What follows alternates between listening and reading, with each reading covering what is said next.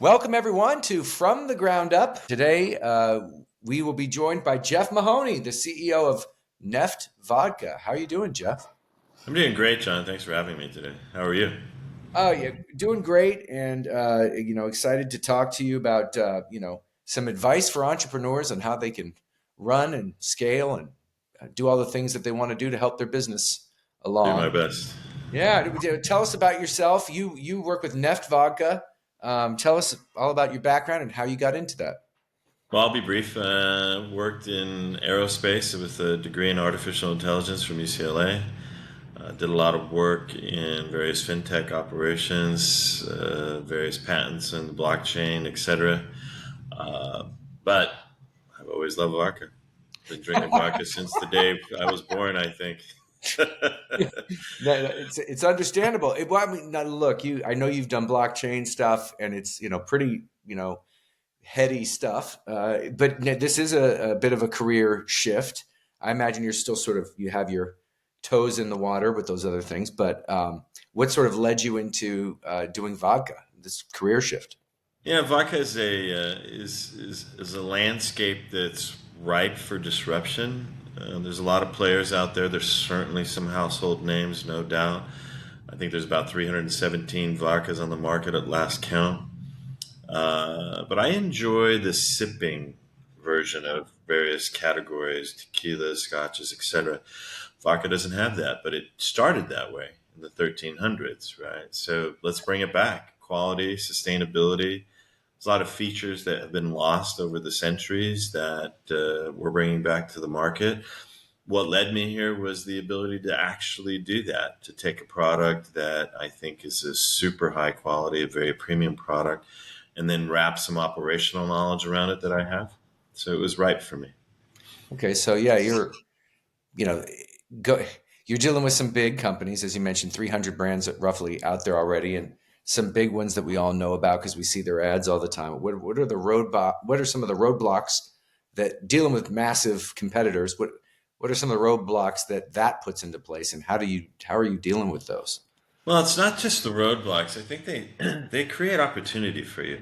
Oh, wow. Because really, what they're doing is they've been in play for so long that they've lost sight of what is the behavior pattern of the consumer they're trying to touch and reach, and that in and of itself leaves a nice little hole for someone like us to come in and play. We can actually approach the consumer without changing their behavior, but adapt our product to meet that behavior. We do the same thing in fintech, blockchain, everywhere.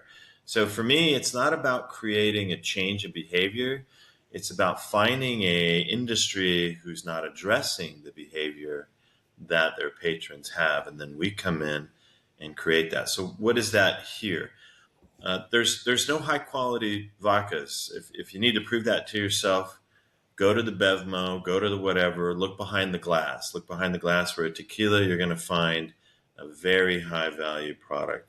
Look behind the glass for a scotch, you're going to find a $30,000 bottle. So on and so forth. Go to the vodka case, you're going to find a 1.75 liter of your regular household name.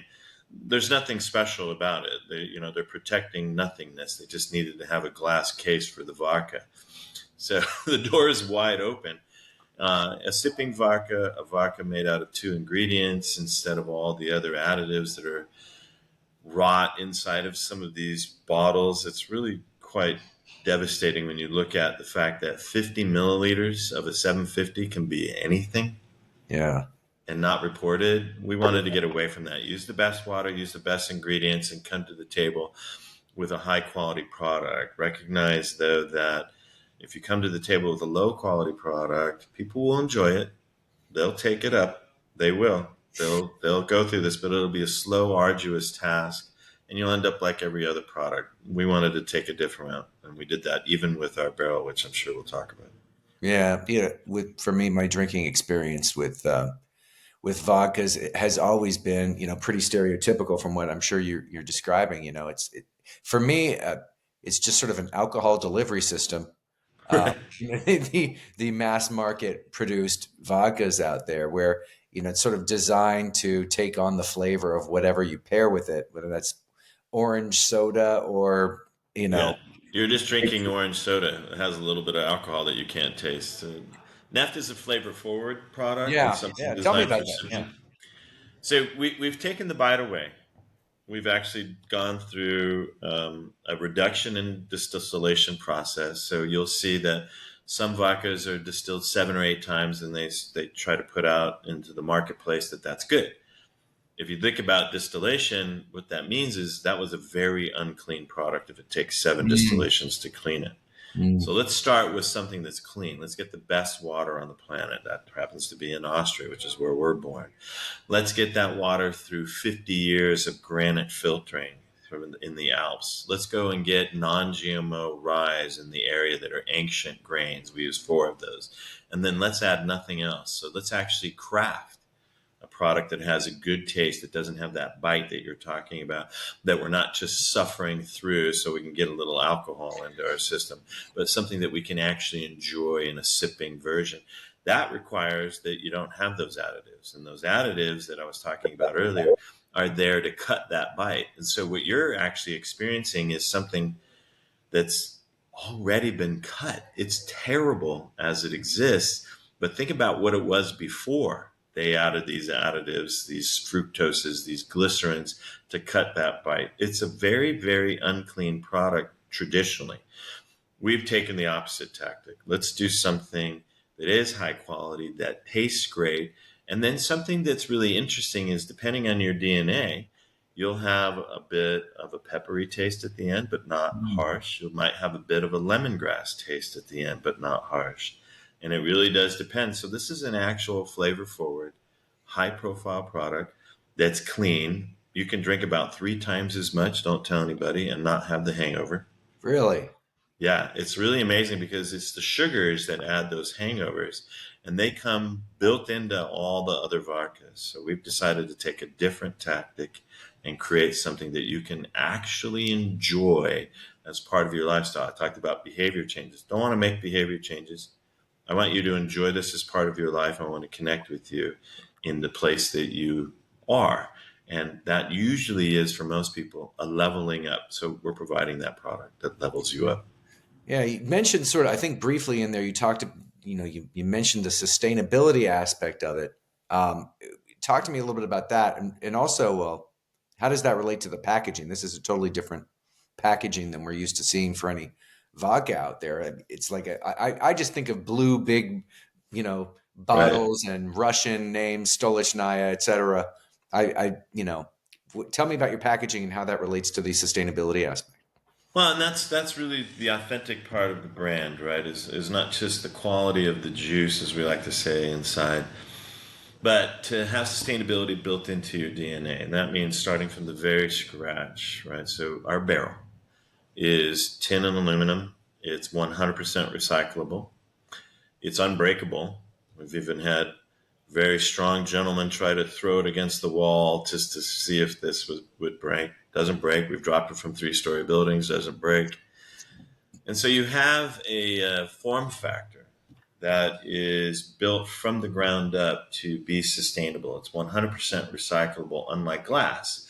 And this is where we deviated. We said, okay, let's really look at the marketplace out there. If we're going to actually truly differentiate, if we're going to actually truly be sustainable so that we can be an authentic brand as people look back on us 10 years from now, we have to actually have a smaller carbon footprint. Our barrel weighs 1/3 what glass weighs.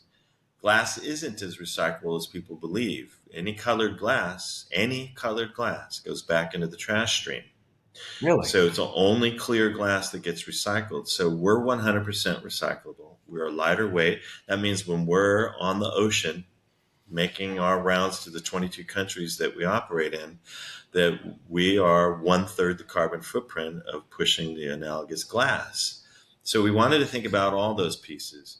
What about sustainability in terms of keeping it cool? The energy required to actually reduce the temperature of the product is important for us. Same amount of energy. You have a thermodynamic issue that you have to deal with, but our barrel keeps it cool for 4 to 6 hours, unlike a bottle. So now I can bring this to the pool. I can bring this on a hike with me. I can do this in concert with my actual behaviors, as I was talking about before. I don't have to change those behaviors. I want to take this in my backpack when I go motorcycling or whatever it is. And when I have a stop, I want to enjoy a good drink responsibly, but I want to do it in a way where it's still cool, it's sustainable. If it does fall out of my backpack, I haven't left unrecycled glass everywhere, etc. So we've thought about it from all the angles that we could think of. I'm sure there are others, but we're doing our best. Yeah. How long have these environmental decisions sort of been in the making? Were they already in place by the time you got there, or have you sort of made decisions along the way to bring all these things in? How did that work? Yeah, a lot of it was already in place. We've made decisions to continue. We do get calls for glass by a lot of parties that we do service. We'll traditionally say no. We are true to this idea of sustainability. We are true to this idea of differentiating and disrupting the marketplace. Every once in a while, as part of the regular course of business, we'll be accused of being a gimmick. And Right. so, right, you only need one crystal skull on your shelf. You only need one barrel on your shelf, right? So the juice inside better be good if someone is going to come back and repeat buy. So you have to have a high quality product, especially as you're fighting against a myriad of competitors who can price cut you, right? These guys can chase zero. They can price reduce all the way down to zero much longer than we can. On the other hand, as I like to say sometimes to my internal sales folks, we're in the business of losing money in the sense that we can compete in a marketplace where a traditional vodka cannot, because they have certain win requirements, if you will, success metrics that they have to adhere to. We can take over a small region or market and lose money moving into that for a period of time. And so there is an advantage that we have if we have the right product and a good form factor with juice inside of it that will cause the repeat buy. Now it's worth it for us to disrupt a particular region by outspending our particular competitors. And so we can do that. We can't do it on a global basis with some of these 317 vodkas, but we can do it regionally. Yeah. I the question occurs to me as you talk, to what extent do any of the bigger vodka companies have a sort of a taste forward, you called it taste forward, I believe, uh, Yeah. uh, product. You guys have that. But is that something that do you think, do you think the big guys will try to create that too if they don't have it already? What are your thoughts in that whole area? Yeah, I think there's what you're seeing in the vodka space in particular is a stale space. You're seeing 20, 30-year veterans out there. It's very much like the TV series when they add the dog or the kid. They're at the end of life here, right? You're starting to see that with the bigger brands here in the vodka space, flavored, etc. Right? They're just grasping for straws and they're trying to get more shelf space because they're actually losing ground. You're seeing a price reduction as they try to garner more volume because they are stale and they're seen that way. And the patrons that we're focused on, they're in social media. It's ubiquitous. They start to see what other people are enjoying. Reputation becomes important to them. Cost is not as important anymore. So you have to have a good product. You have to have a high quality product in order to get that reputation and move that direction. So what that does is it forces the existing brands to either dumb down or create breadth instead of quality, or to go the opposite where they're creating an ultra premium version of this. But most consumers will then ask themselves, so, well, what have I been drinking to date? It wasn't the ultra premium version? You mean you had a better version and now you're trying to sell me the better Yeah. version? Mm. Right? So we don't have that. We are sticking to our two ingredient, ultra premium quality at a premium price point, though, so that we can make this available to a large consumer set. We do want to actually change lives, not behaviors, but we want to give you a level up opportunity. And the big brands aren't doing that. Yeah. You've led companies through really big growth phases before. How is what has it been like with NEFT, and what are the differences? The differences are pretty key. Most of my stuff's been in fintech and in other operations along those lines. There's no connection necessarily that's required with the end consumer, right? There's Mm. an emotional tie that you need to have in the vodka space that you don't need to have in the fintech space. In the fintech space, you're looking at utility, but there's no utility, there's no real need for an alcohol, if I might say that so boldly, right? There isn't. We enjoy it as a want, but Yeah. it's not a need. And so with a want, you've got to connect with people on an emotional basis. So that means storytelling and things that you don't do in the fintech space and many other spaces, right? There has to be some connection that they can grab onto that they can then retell the story. So if we don't give our patrons and potential patrons an opportunity to retell an interesting story, we don't go very far, right? We end up on the shelf next to the bigger players out there. Yes, we can get on the shelf, but we don't get off the shelf, right? Nobody comes and picks us up off the shelf. So that emotional connection is the difference. That's a big difference. Yeah, a pretty important one. So you built a career on innovation, and what is one piece of advice that you would give entrepreneurs out there trying to break into a competitive market and do things differently, like you are in the vodka space? Well, I think that's it. Like, do things differently. So I'll give you a good example. Billboards are highly expensive, right? To get a billboard in the right place, even more expensive. I asked some questions to my team. I said, "Great, how much is that billboard?" They gave me a cost. I said, "What if I bought my own billboard?" They gave me a cost. I said, "Go research that, see if I can actually buy a billboard." The governance in that particular area said, "We're not selling any more billboards. We're not giving out any more licenses for billboards." Fantastic. Go find me a space that I can put a digital billboard on if I even have to rent that space. Can I rent that space and then use that space to make enough money to cover the cost of the rent and whatever the billboard costs? And can I have that space do something that overlaps with our vodka without breaking any tight rules or any kind of regulatory governance issues? Can I do that? And the answer is yeah, I could do that. So now we have a permanent billboard on Sunset Boulevard that would have otherwise cost us an arm and a leg that is now not only paying for itself, but we're actually making a tremendous amount of revenue in that location while we promote our product and other products. So there's clever ways to get through what might be seemingly insurmountable problems. Just when they talk about thinking outside the box, how about we just work the problem? What if I Mm. work the problem backwards from where I was and still attain the same result?